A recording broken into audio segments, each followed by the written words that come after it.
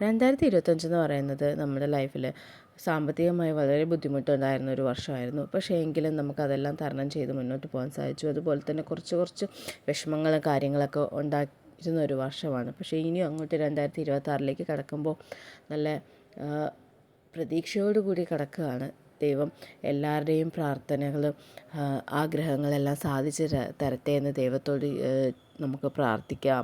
മുൻപോട്ട് എന്താണെന്ന് നമുക്കൊന്നും അറിയില്ല, പക്ഷേ നമുക്ക് വളരെ പ്രത്യാശയോടുകൂടി കാത്തിരിക്കാം. പ്രാർത്ഥനയോടും സന്തോഷത്തോടു കൂടിയൊക്കെ നമ്മളിപ്പോൾ ന്യൂ ഇയറിനെ ഇങ്ങോട്ട് വരവേറ്റിട്ടുണ്ട്.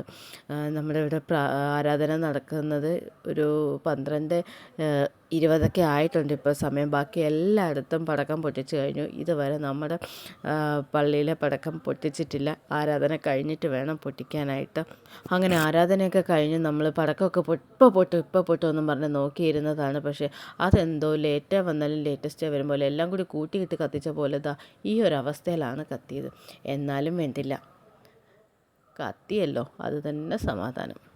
അപ്പോൾ പിന്നെ സന്തോഷവും സമാധാനവും സാമ്പത്തികമായും അതുപോലെ ഹെൽത്ത് വൈസ് ആണെങ്കിലും എല്ലാം നല്ല രീതിയിൽ നടക്കുന്ന ഒരു നല്ലൊരു വർഷമായിട്ട് എല്ലാവർക്കും ഇരിക്കട്ടെ എന്ന് പ്രാർത്ഥിക്കുന്നു. അപ്പോൾ ഹാപ്പി ന്യൂ ഇയർ.